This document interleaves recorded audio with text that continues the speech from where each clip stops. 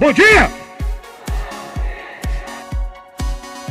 Olá, estamos aqui para mais um Bom Dia com Mourão. E hoje vamos falar sobre alguns assuntos do cenário atual que temos acompanhado aí no dia a dia, né, e que estão inclusive impactando a vida dos brasileiros. Mas antes de começarmos, de darmos um mergulho no assunto, nos assuntos, melhor dizendo, vamos receber aqui e acolher o bom dia do senador Milton Mourão. Minha amiga Elane, todas aquelas amigas e amigos que acompanham esse nosso podcast, bom dia! Bom dia! Que coisa boa! Com essa energia nós vamos mergulhar aqui nesses assuntos.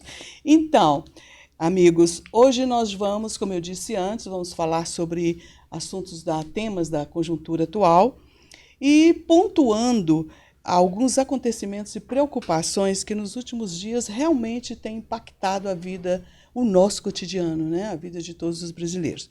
Por exemplo, o acontecimento em frente ao Supremo Tribunal Federal, tá? Que culminou com a morte de uma pessoa, os questionamentos sobre a concessão da anistia a pessoas envolvidas em 8 de janeiro, né? Naquele episódio de 8 de janeiro, o déficit fiscal, o sistema de proteção social dos militares e os acontecimentos ligados à operação da Polícia Federal denominada Contragolpe. No âmbito internacional, senador, também temos vários assuntos, inclusive sobre os resultados das eleições americanas e algumas questões referentes à diplomacia brasileira, que também com repercussão internacional. Então, essa é uma conversa importante, tá? E todos os assuntos aqui mencionados normalmente são debatidos exaustivamente no Congresso Nacional em busca de soluções para a melhoria da vida do país. Então, vamos começar por onde, senador? Qual dos assuntos o senhor elege? Está a seu comando, Elane. Então tá, vamos para o Pode levantar a bola que nós vamos cortar. Vamos começar pelo triste episódio que ocorreu em frente ao STF e que resultou na morte de um cidadão, de uma pessoa.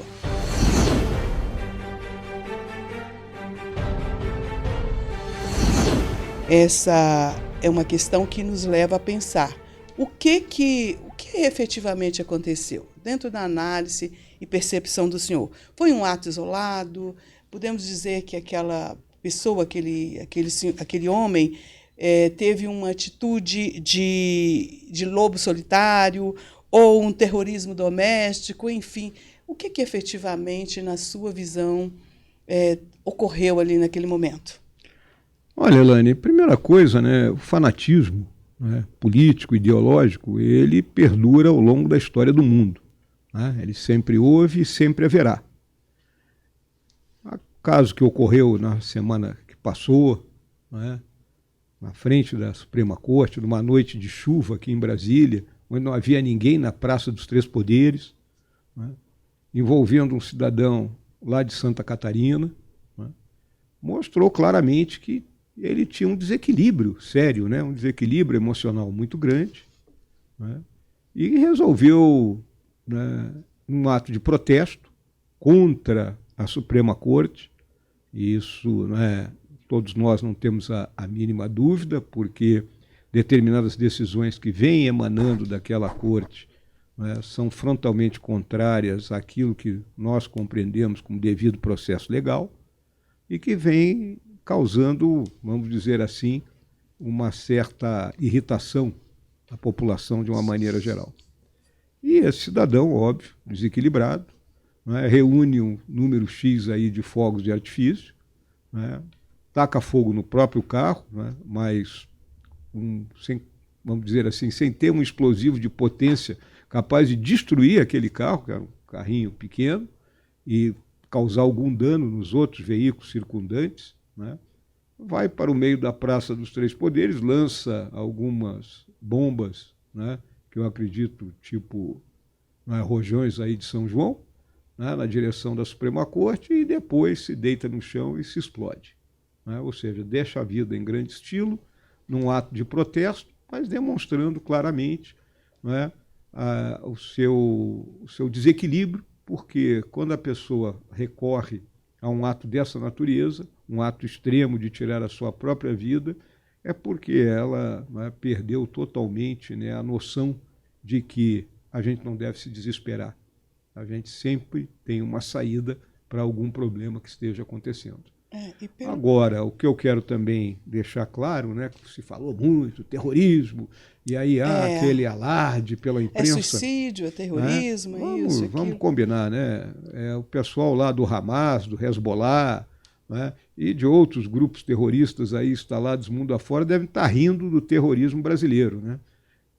Porque explosivos, minha gente, para causar alguma coisa de impacto, teria que ser um ANFO, um C4, um TNT, uma dinamite, né, que aí realmente, né, causaria dano, e aí nós poderíamos considerar efetivamente um ato de terrorismo, como a gente vê acontecer mundo afora. Então, o fato que ocorreu já está eclipsado pelos que ocorreram a seguir, né, é um acontecimento isolado, né, e que, mais uma vez, fica aquela busca de pelo em ovo, né, a perigosa organização terrorista foram as que aconteceram durante os anos 60 e início dos anos 70 aqui no Brasil, que buscaram implantar uma ditadura comunista no nosso país e foram vencidas naquele período que se convencionou chamar de luta armada. E de bomba eles entendem, porque eles efetivamente explodiram a entrada do QG do 2º Exército em São Paulo, matando o soldado Mário Cosel Filho, explodiram o aeroporto de Guararapes, no Recife, matando várias pessoas e ferindo outras. Né? Então essa turma é que entende de bomba. O coitado lá do cidadão de Santa Catarina, esse entendia mal e porcamente fogo de artifício. Parecia uma pessoa realmente desequilibrada pelo histórico. Mas o senhor falando em ato terrorista, parece que toda baderna hoje está sendo classificada como uma ação terrorista, né? É interessante porque se o MST fizer uma baderna idêntica como faz e invade terra, não é, propriedades privadas, bloqueia estradas, isso não é considerado ato terrorista, é protesto. É protesto. É protesto. Vamos lá. E será, então, neste caso, aí, continuando a falar sobre isso, a narrativa política e ideológica se sobrepõe à finalização das análises pelos órgãos competentes? É óbvio, né? Porque todo mundo tem seu viés. Né? Mas quem vai fazer investigação, quem vai fazer denúncia, quem vai julgar, ele tem que se despir de seus vieses, tirar seus preconceitos. Não é simples isso. Por isso que não é qualquer pessoa que pode exercer a função de policial, que pode exercer a função de procurador da justiça e principalmente de magistrado. Parece que meia hora depois já tinha conclusão desse caso específico. Sim, que nós estávamos falando, né? O senhor de todas as coisas, né, o ministro Alexandre de Moraes, que obviamente poderia ter que julgar o caso, já emitiu sua opinião. Como é que o magistrado pode emitir a opinião sem ter conhecimento de tudo antes? É levado por seu viés, né, político, não vou dizer nem ideológico, porque eu não acredito que ele tenha uma ideologia de esquerda, mas é um viés político. O presidente do Senado foi mais cauteloso, ele pediu realmente cautela, pediu serenidade. Isso, na avaliação, seria uma postura mais estratégica? Olha, ou até mesmo motivado pelo sentimento ali daquele momento? Fernando, diga-se o que quiser se dizer do presidente Rodrigo Pacheco, eu tenho uma opinião formada sobre ele, eu considero uma pessoa educada e prudente. Né? É um bom mineiro. Né? Então, é óbvio, ele aguarda os esclarecimentos. Não adianta você, num primeiro momento, sair, não é, arranjando o dente e emitindo opiniões sobre um assunto que ainda estava sendo esclarecido e investigado.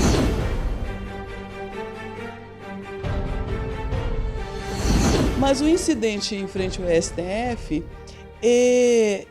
provocou o endurecimento do discurso da alta corte sobre a questão da concessão de anistia aos presos de 8 de janeiro.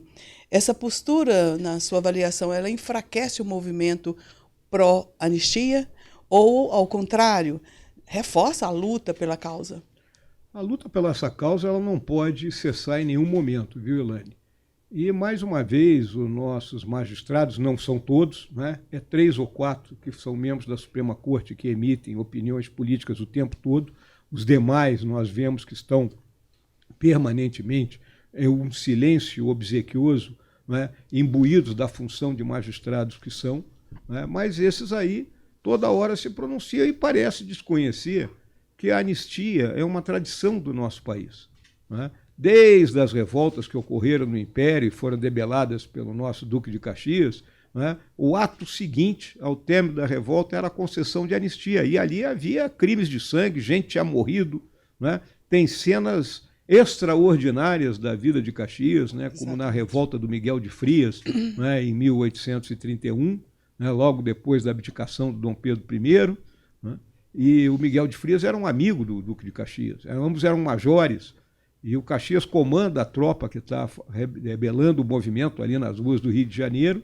O Miguel de Frias foge e o Caxias tem a noção que ele estaria na casa da mãe dele. Ele chega lá, a senhora diz para ele que não tem ninguém na casa, ele diz que é obrigado a revistar. Ele encontra o Miguel de Frias sentado no seu quarto, vira as costas e vai embora, mostrando, né, que nós temos na vitória, nós temos que ser magnânimos. E é isso que está faltando para os nossos membros da Suprema Corte. Ser magnânimo e compreender a verdadeira extensão de que o que ocorreu no dia 8 de janeiro foi uma baderna, né? E como isso é que tem que ser punido. Ser tratado. E não pegar e colocar 17 anos de cadeia para alguém que escreveu na Estátua da Justiça perder o mané. E o parlamento, como está reagindo a esse novo momento aí, desse endurecimento do discurso do STF?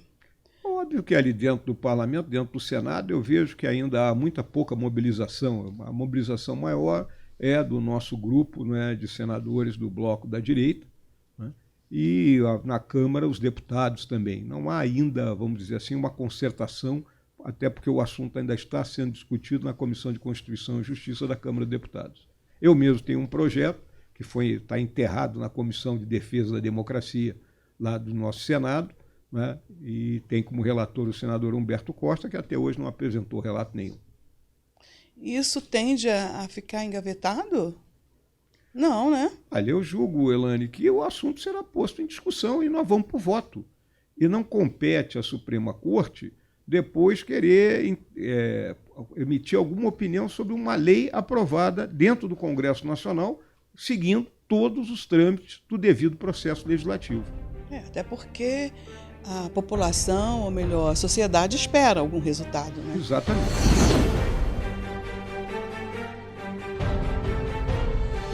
Senador, nós conversamos sobre a questão da anistia, o senhor desenvolveu muito bem, mas temos aí uma outra questão bastante sensível, que é a operação da Polícia Federal, denominada Contragolpe, que está aí sendo desenvolvida, inclusive com o indiciamento de militares da reserva e da ativa. Se o senhor tiver elementos, tiver interesse em conversar sobre esse assunto. Olha, Elane, até então, né, eu estava me reservando, né, para não comentar esse assunto, porque estava na seguinte situação.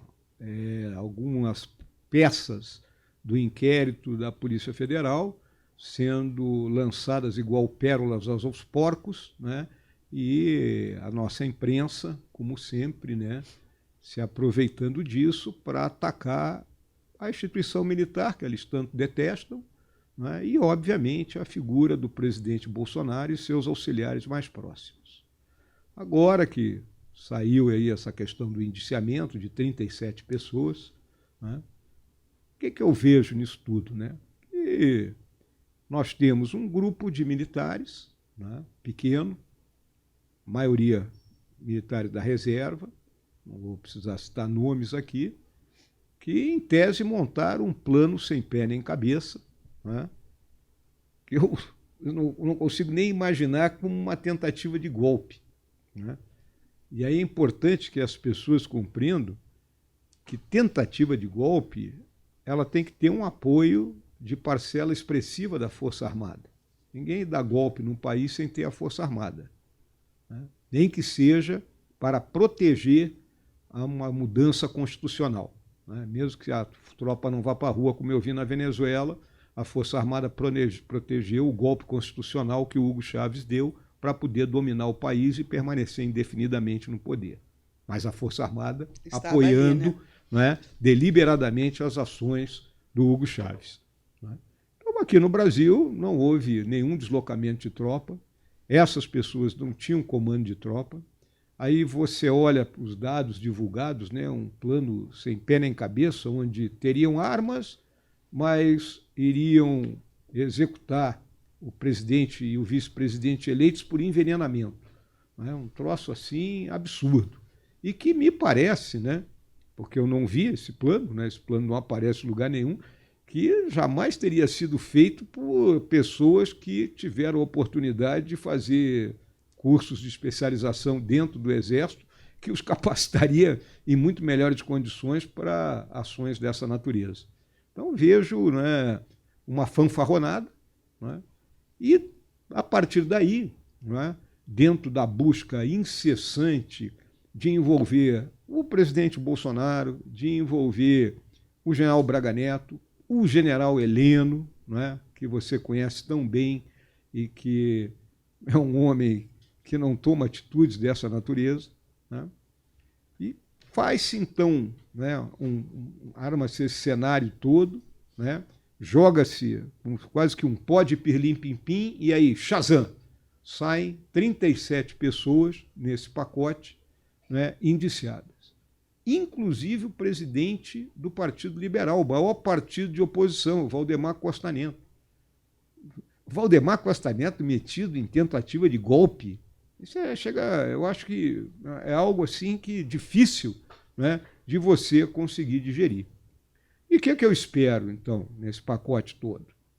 Que a verdade efetivamente venha à tona.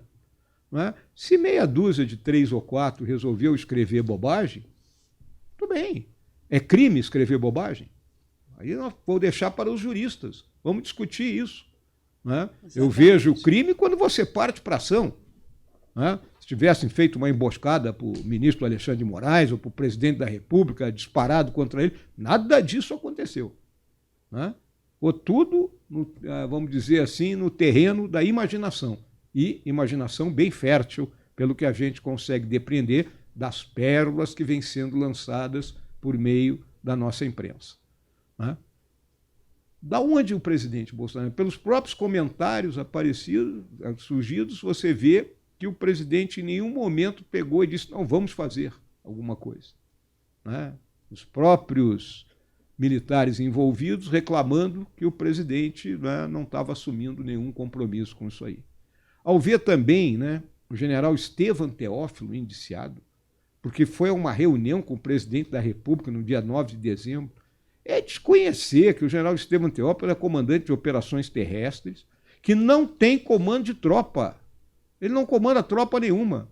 O comando de operações terrestres, o que ele faz? Ele planeja as operações que são executadas pelos comandos militares de área. É isso que ele faz. Né? Ele faz a coordenação e controle dessas operações. Então, e outras pessoas que estão ali, os nomes lançados, né? E vira o circo montado, né? É o Ocels, estivemos, né, a um passo da ditadura, né, do golpe. Vamos combinar uma coisa. Né? Nenhuma daquelas pessoas que está ali tem foro privilegiado. Vamos lembrar que o ex-presidente da República, atual presidente da República, quando foi julgado e condenado por seus crimes, ele começou numa vara de primeira instância, lá em Curitiba, foi para a segunda instância no TRF4 em Porto Alegre e finalmente no STJ aqui em Brasília. Né? Essas pessoas já estão colocadas no inquérito na mão, né, de um magistrado que é, em tese, vítima desse processo. Como é que a vítima pode ser o indiciador e julgador desse processo? Isso é um verdadeiro atentado contra os princípios básicos do direito. Qualquer operador do direito, né, recém-formado numa universidade que não precisa ser de primeira linha, compreende que isso está totalmente errado. Eu gostaria de saber qual foi a pergunta, o interrogatório dele que ele fez agora recentemente com o tenente-coronel Cid. Ele perguntou, Cid, você ia me matar? Foi essas perguntas? Então, quando você coloca esses paradoxos, né, você vê que nós estamos fugindo do devido processo legal. E aí, aquela teoria que também deu origem aqui os processos do atual presidente da República, aqui, senhoras e senhores, que foi julgado e condenado em 3 instâncias. Não adianta querer colocar tudo nas costas do doutor Sérgio Moro. O doutor Sérgio Moro era o juiz de primeira instância. A segunda instância corroborou com a decisão dele e o STJ também apenas diminuiu a pena. É importante que ninguém esqueça isso. Né? O que vai acontecer agora? Essas pessoas estão sendo julgadas na última instância, né, do judiciário. Não tem a quem recorrer. Né? Então vamos aguardar que a PGR faça um trabalho melhor do que, na minha visão, foi feito pela Polícia Federal, que passou 2 anos escarafunchando o celular de todo mundo. E aí, a partir do momento que conversa de celular significa crime, nós estamos enveredando por um caminho, né, que a gente não sabe aonde vai parar. Né? Que as conversas pessoais que cada um tem. E eu até desafio qualquer pessoa a entregar seu celular para uma autoridade dessas aí, e ele vai dizer que tem crime ali, dependendo da conversa que você teve, seja até com a sua própria esposa. Né? Então, eu espero que a Procuradoria-Geral da República reflita bem, né?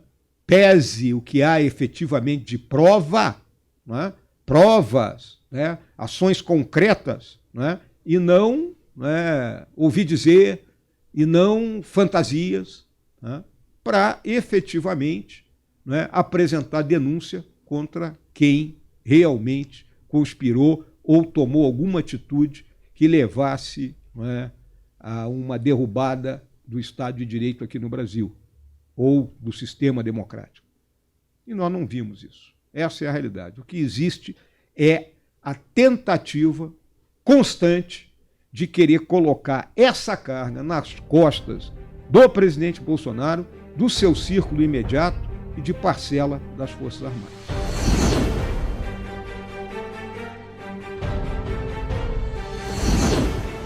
Mas vamos falar sobre uma declaração que o senhor fez recentemente, que é sobre a polarização política doentia.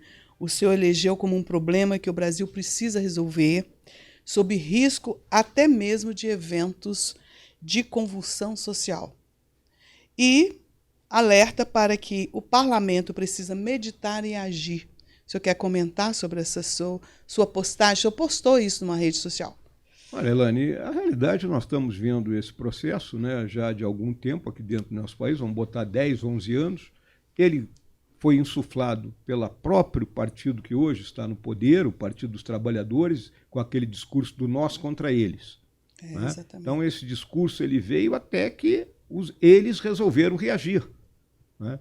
Então, e chegamos agora num arco, né, na ponta do topo do arco dessa curva, né, de radicalização, e onde compete às lideranças, né, nas quais eu me incluo, né, mostrarmos que adversários políticos não são inimigos. Né?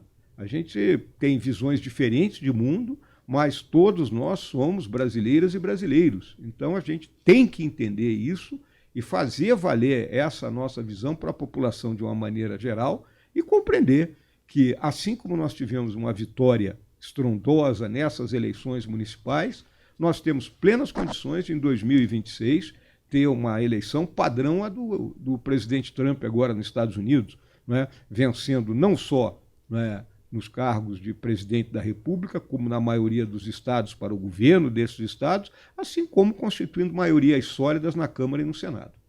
É porque a direita avançou muito nessas eleições municipais agora, né? É uma questão clara, Elane. O pensamento majoritário da sociedade brasileira é um pensamento conservador, né, em relação a determinados temas. Né? A sociedade brasileira não se identifica com essa pauta identitária de guerra de gênero, de raça, né, de opção sexual que a esquerda coloca o tempo todo, e também a sociedade brasileira é pela livre empresa, pelo livre mercado, ou seja, pelo capitalismo, e não pelo estatismo que caracteriza essa visão de mundo que domina o pessoal da esquerda. Quando o senhor fala em risco de convulsão social, o senhor poderia citar algum exemplo, quais são os indicativos que poderiam levar? Olha, Elane, os indicativos são quando as injustiças começam a se amontoar umas sobre as outras, né, levando a uma exasperação da população. Né? Então, essa é a nossa preocupação. Né?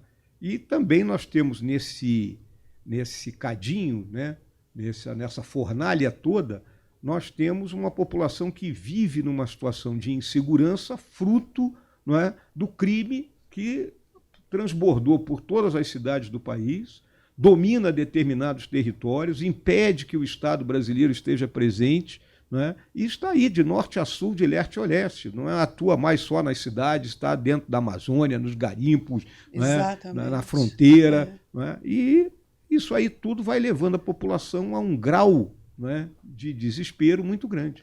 Inclusive no norte e nordeste está sendo chamado como novo cangaço. O novo cangaço foi um modus operandi que tiveram aí de assaltos dentro de cidades menores, roubando caixas eletrônicos. Né? Isso aconteceu no meu estado, no Rio Grande do Sul, aconteceu ali no Paraná, Santa Catarina e muito lá pelo Nordeste. Agora eu tenho visto que essas ações têm sido debeladas porque a inteligência policial tem trabalhado em cima do levantamento das quadrilhas e aí se adiantando aos movimentos das mesmas. Ainda sem mudar, ainda mantendo esse assunto, quando o senhor fala que o parlamento precisa meditar e agir, o que o senhor imagina, o que o senhor sugere para o parlamento?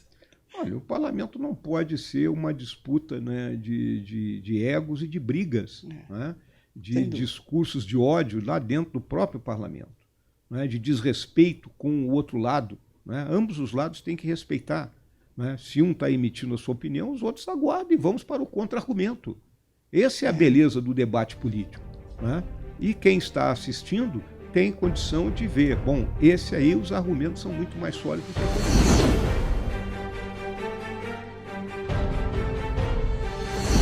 a mídia vem noticiando, inclusive recorrentemente, a problemática do aumento do déficit. E o governo tem falado, né, todos os dias, que vai apresentar um plano, um pacote de redução de gastos, ou melhor, de corte de gastos. Considerando o que significa o déficit, né, como o senhor percebe a realidade das finanças públicas neste governo, particularmente neste governo? Bom, Elane, é importante, né, que os nossos telespectadores, né, que estão nos acompanhando compreendam que esse problema é um problema que surge, né, no segundo governo do presidente Lula. Né? A partir dali, a gastança se iniciou no país, ela toma um impulso maior no governo da Dilma Rousseff e foi uma das causas do impeachment dela. Né? Porque ela realizou aquilo que é um crime de responsabilidade, as chamadas pedaladas fiscais, procurando lançar os gastos de um ano para outro e, consequentemente, isso levou a que ela fosse empichada pelo Congresso Nacional. Né? Tivemos uma recessão fruto disso. O presidente Temer faz um governo de 2 anos buscando trazer as finanças públicas para um equilíbrio e o governo do presidente Bolsonaro termina tendo reduzido esse déficit, mesmo tendo enfrentado uma pandemia. Lula 3 começa com as mesmas palavras da Dilma, gasto é vida. E aí as pessoas têm que compreender, governo não produz dinheiro, o governo toma dinheiro da gente por meio dos impostos que nós pagamos. Alguns a gente sabe que está pagando, como o imposto de renda, que a gente vê quando está pagando, ou quando compra ou vende algum imóvel ou outro bem qualquer. Mas, no dia a dia da nossa vida, né, cada compra que nós fazemos no mercado, numa loja de material de construção, numa loja de roupa, né, ali tem um imposto embutido. E hoje, a carga total de imposto no nosso país é 1/3 de tudo que o país produz. A carga boa, para que todas as pessoas tenham noção, é em torno de 16%. Nós estamos com 33%. É o dobro. Né? Por isso que o Brasil tem uma produtividade baixa e, consequentemente, a gente não consegue gerar emprego, gerar renda, principalmente emprego de qualidade e renda de mais qualidade, porque temos que sustentar o Estado da forma como está. E o que acontece com o governo? Como o governo gasta mais do que arrecada, ele tem que se financiar. É que nem tu aí na tua casa. Né? Se tu está gastando mais do que o teu salário, tu entra no cartão de crédito, entra no cheque especial ou até corre para o agiota. O governo é a mesma coisa. Ele pega emprestado e hoje, o que acontece? Nós temos uma dívida que corresponde, que no início do governo, ano passado, era 72% de tudo que o Brasil produzia e hoje já está em 78%. Em um ano aumentou 6%. É um absurdo isso aí. Coisa. E, consequentemente, como ele termina o ano naquela conta de padeiro no vermelho, ele tem que se financiar mais ainda. Né? E com isso nós estamos pagando por ano, rolando por ano, 800 bilhões de reais de juros. Minha gente, se o governo tomar vergonha na cara, reduzir o seu gasto, o seu custo, né, nós começaremos a fazer o superávit primário, ou seja, vai ter um saldo de caixa que vai abatendo da dívida e, consequentemente, o governo terá mais dinheiro para as suas necessidades e, consequentemente, deixará de colocar todos nós, brasileiras e brasileiros, nessa ciranda da dívida. Essa é a situação que nós estamos vivendo. É, bastante preocupante. O senhor falou aí em impostos, né? O Brasil é um dos países que mais paga imposto no mundo, né? Trabalhamos meses e meses, acho que 4 ou 5 meses ao ano só para pagar impostos. E estamos aguardando aí a reforma tributária, quem sabe vem trazer novidades e melhoria, né, para o país. E parece-me que há 30 anos, né, a reforma está sendo aguardada, essa reforma tributária. Vamos aguardar aí, estamos todos ansiosos porque não conhecemos ainda o que está proposto efetivamente nessa reforma tributária, né? Elaine, então o cidadão fica todo assustado. A reforma ela avança por um lado, ao tornar o sistema de cobrança de impostos mais amigável, não é? Criando um imposto de valor agregado, que é algo que existe nos principais países do mundo, mas, ao mesmo tempo, né, esse imposto está com uma alíquota muito alta. Nós vamos ter o IVA mais alto do mundo. Então, naquilo que eu falei, né, que é fundamental a redução da carga. Isso. Porque se a gente reduz a carga, hoje, para vocês terem uma noção, nós temos uns 700 bilhões de reais de sonegação. É Nossa. Gente que ou não paga ou paga menos do que deveria pagar. Né? E há uma disputa, um contencioso jurídico, né, entre esse paga não paga, que leva 12, 13, 14 anos. Absurdo. Se a gente reduz a carga de impostos, todo mundo vai pagar. E o governo vai arrecadar mais, por incrível que pareça. Isso é o chamada curva de Laffer. Né? Um grande economista chamado Milton Friedman sempre abordou o assunto dessa forma. Mas aqui parece que a turma não conseguiu entender.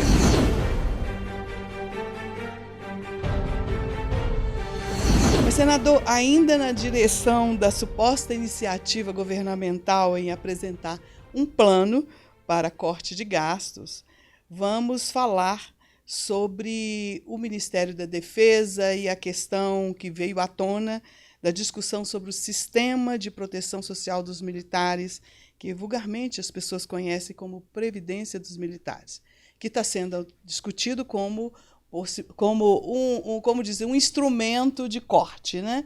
De redução de gastos. Né? Mas qual a sua visão em relação a essa investida do governo, considerando que outras carreiras não foram acionadas para fazerem parte desse suposto esforço de redução de gastos? Vamos combinar, né?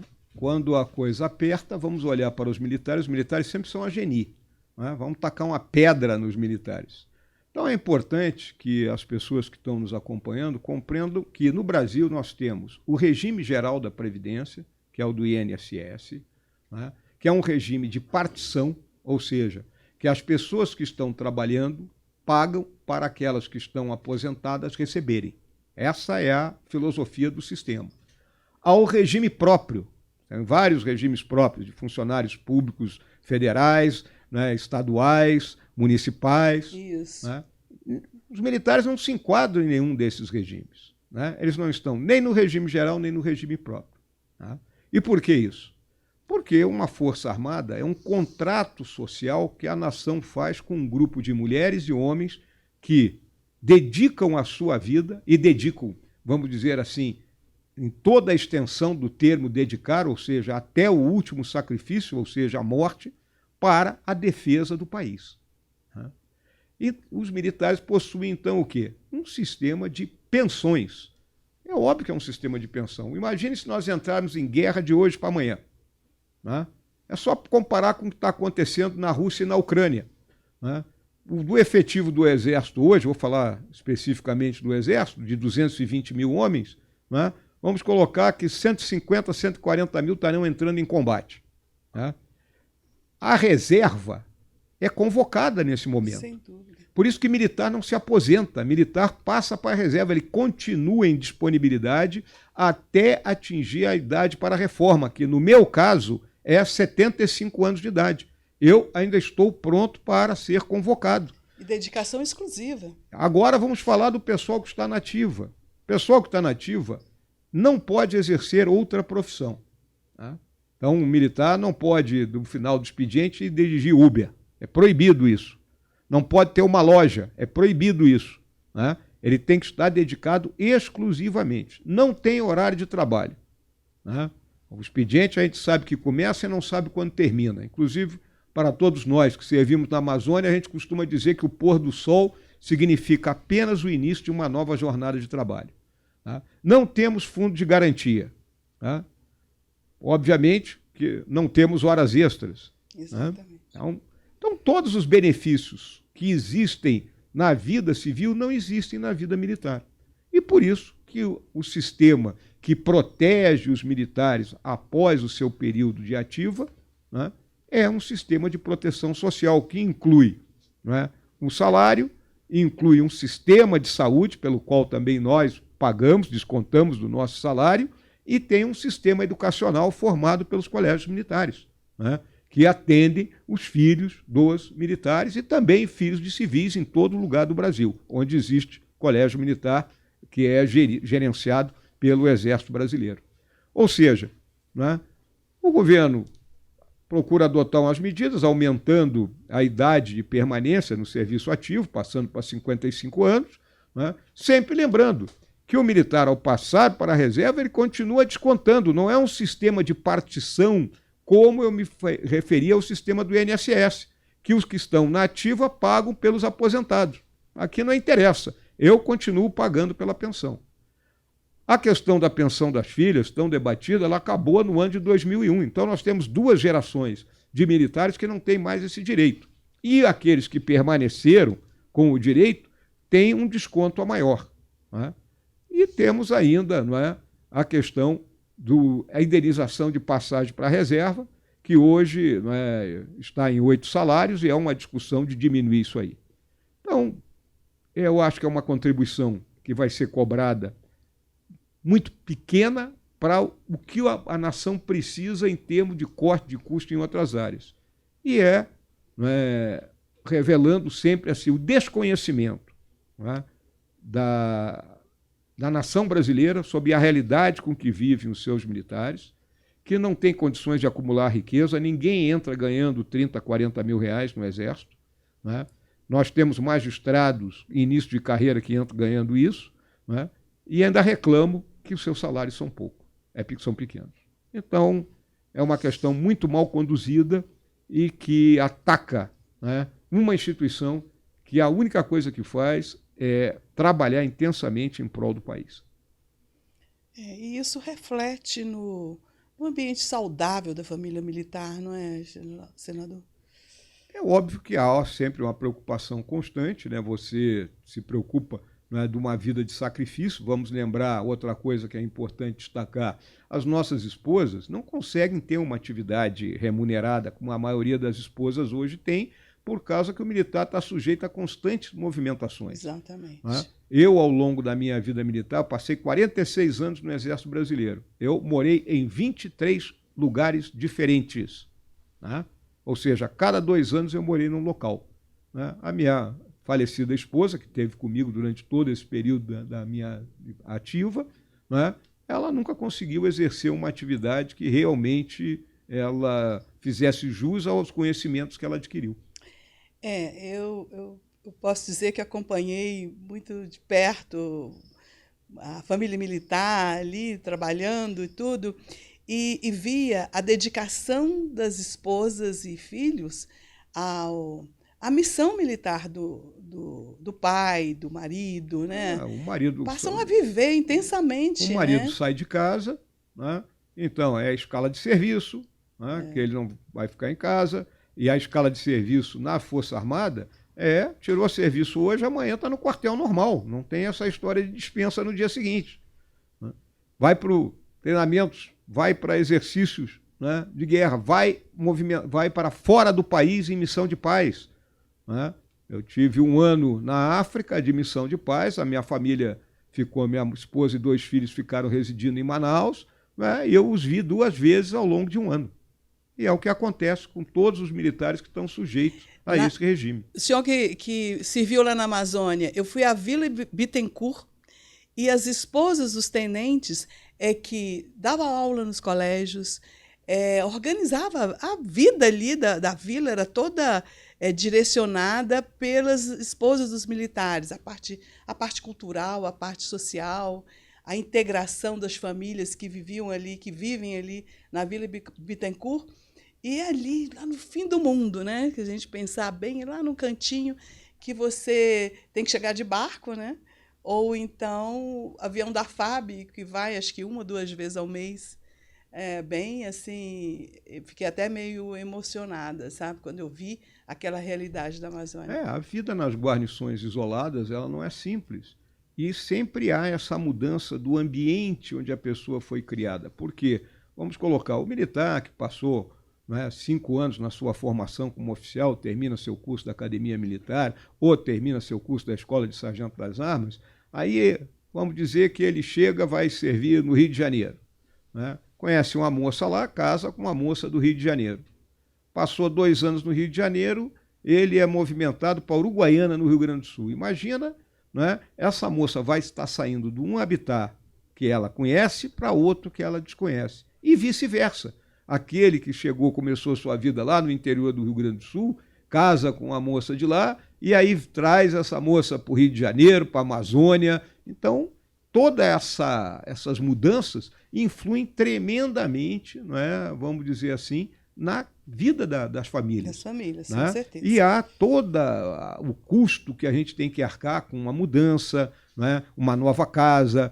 Ninguém começa a casa aquela que você tinha montado direitinho, a próxima que você vai morar já não se adapta aos móveis que você tem.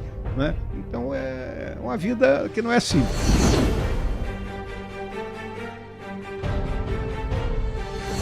Como o senhor visualiza que serão as relações do Brasil e Estados Unidos com o Donald Trump na presidência? Agora, com esse resultado das eleições. Bem, aqui no Brasil havia uma torcida escrachada contra o presidente Trump. Era o grupo da Kamala Harris aqui era enorme, tanto no atual governo, como na nossa imprensa, que no dia que sai o resultado, você olhava a cara de choro de alguns dos nossos comentaristas, ou sejam eles homens ou mulheres, com a derrota ocorrida, porque foi uma derrota fragorosa. Na outra eleição do presidente Trump, ele não havia vencido no voto popular, mas venceu no colégio eleitoral, que é uma característica da eleição americana, porque preserva o federalismo, que o federalismo deles não foi construído de cima para baixo, mas de baixo para cima. É diferente, tem que estudar a história do país para compreender isso. Mas o presidente Trump na campanha foi uma coisa. Agora, no governo, as responsabilidades são outras. Eu sempre tenho advogado no nosso posicionamento no Brasil, e aí tem que ser uma política de Estado brasileiro e não de governo, que nós sejamos pragmáticos e flexíveis. Porque todos sabem que nós temos hoje uma Guerra Fria 2.0 entre os Estados Unidos e a China, como uma grande potência emergente, temperada por conflitos como o da Rússia com a Ucrânia, os conflitos do Oriente Médio e outros conflitos menores espalhados pelo mundo. E o Brasil, então, é um país que é da civilização ocidental. Nós temos como farol os símbolos da democracia americana, construídos em cima dos ideais, né, da Revolução Francesa, liberdade, igualdade, fraternidade, né? E também somos um país que tem que comerciar, que tem que vender os nossos produtos, né? E o grande comprador do mundo hoje é a China. E por isso, então, que nós temos que ter uma boa relação com a China e temos que ter uma boa relação com os Estados Unidos. O nosso governo disse que as relações serão formais e cordiais. Não precisam ser amigos, o presidente não tem que ser amigo. Por isso que eu digo, a política é de Estado. Cada governo de turno tem que compreender, na questão de relações internacionais, que a sua visão ideológica, né, se colocada na frente dos interesses do Estado brasileiro, só vai prejudicar, né? A visão ideológica tem que ser colocada de lado, né? Então, nós temos que ter os interesses. E aí, né, tem frases lapidares aí de diplomatas aí desde o século XIX que dizem que não existe amizade entre países. Existem interesses que ora coincidem e ora não. E falando em diplomacia, há um sentimento de que a diplomacia brasileira está perdendo a admiração e também o respeito conquistados ao longo dos tantos anos, né? E que isso certamente vai refletir nas relações externas. Isso procede ou é só uma referência maliciosa? Como o senhor vê, inclusive, o papel do Celso Amorim nessa questão aí, nessa dinâmica toda? Olha, Elaine, na realidade, né, existe uma dicotomia hoje no Itamaraty, porque nós temos um chanceler de direito, que é o ministro Mauro Vieira, embaixador Mauro Vieira, né, por quem eu tenho um bom apreço, né, considero uma pessoa com notório saber na arte da diplomacia, educado, né, e temos o chanceler, de fato, que é o que manda, que é o ex-ministro Celso Amorim, né, que, na minha visão, está perdido ainda no século XX, né, mais precisamente ali pelos anos 60. Eu acredito que ele vinha num caminhão de mudança de Woodstock, caiu, né, e não está sabendo se compreender, né, o que nós estamos na terceira década do século XXI, ainda com uma visão ideológica, né, naquela questão de sul global, de terceiro mundismo, né, não compreendendo o papel que o Brasil tem que ter como liderança aqui na América do Sul. E aí o grande erro, por exemplo, foi a questão da Venezuela, que começaram se abraçando, né, com o proto-ditador Maduro, né, e agora estão sendo ofendidos pelo Maduro, né? Então chega a ser ridículo isso aí. Já foram ofendidos pelo Ortega, que era outro que eles andavam se abraçando, lá da Nicarágua, e agora ofendidos pelo Maduro. Mas considero, por exemplo, que agora, né, nessa reunião do G20, né, e aí eu quero destacar para as pessoas que nos acompanham que o G20 não é para discussão política, o G20 nasceu para discussão econômica. Exatamente. O G20 nasceu há 25 anos atrás, em 1999, na esteira da crise ali, da dívida, né, dos países ali do México, né, ali para acertar questões econômicas no mundo, né, e não para questões políticas. Questões políticas é a ONU. A ONU é o fórum das questões políticas. Difícil, mas é o fórum, né? E é mais, eu acho que o Brasil conseguiu, né, fazer uma redação de um documento final razoável, né, colocando o tema do combate à fome e à pobreza, que, né, realmente a gente não pode dizer que isso é bandeira de esquerda, de direita, não. É óbvio que a esquerda quer combater de uma forma que eu considero errada, né, dando peixe. Né? A direita, né, ela tem a visão clássica que nós temos que ensinar a pescar, que aí todo mundo vai ter o seu peixe para comer, né? Agora, outra coisa importante também foi na visita aqui do Xi Jinping, aqui ao Brasil, né, que nós conseguimos, né, alguns acordos sem nos enfrenharmos, né, amarrados na Rota da Seda, nova Rota da Seda, né, na Belt and Road. Porque isso é complicado, são empréstimos que são oferecidos, muitos países estão endividados com a China por esses empréstimos, principalmente países menores ali da África e da Ásia, e o Brasil deu uma boa demonstração de maturidade. Então eu critico, né, a maioria das coisas que esse governo faz, mas dessa vez o governo agiu bem. Então, na sua avaliação, o G20 fechou com um saldo positivo para o Brasil? Não houve incidentes, né? Rio de Janeiro, todo mundo, Macron passeou na praia, né? O primeiro-ministro norueguês apitou jogo de futebol na areia, deu um mergulho no mar, o Biden foi no Corcovado, saiu todo mundo feliz, né? Só não teve show de mulata, foi a única coisa que ficou faltando no G20. Mas, em contrapartida, alguns eventos que foram realizados ali, antecedendo G20, aí foram duramente criticados. Aí é aquela história, né? Aí é o gasto, né? Nós nos referimos do gasto, e aí nós temos uma figura hoje no nosso país que manda mais do que o presidente, que é a primeira-dama, né? E a primeira-dama, na minha visão, ela está deslumbrada, né, com o status que adquiriu, né? O presidente, né, topa tudo, né? Mais de 30 milhões gastos com artistas woke, com cachês bons e embolsados, e ela, né, se referindo a um dos ministros nomeados pelo presidente Trump, com um linguajar, né, totalmente inadequado. Mas, enfim, conversamos tanto. O senhor lembra de algum outro assunto que o senhor queira abordar? Eu acho que você extinguiu o meu cérebro, Elaine. Vamos tomar uma aguinha? Vamos tomar fazer uma isso. água antes de dar um abraço, de passar um abraço para a audiência. Então, vamos fechando o nosso programa, agradecendo a sua atenção, a sua audiência. Todos os programas anteriores estão disponíveis no canal de YouTube do General Hamilton Mourão. E deixamos aqui o nosso abraço. Obrigada, general. Um abraço especial para toda a turma da Amazônia. Selva!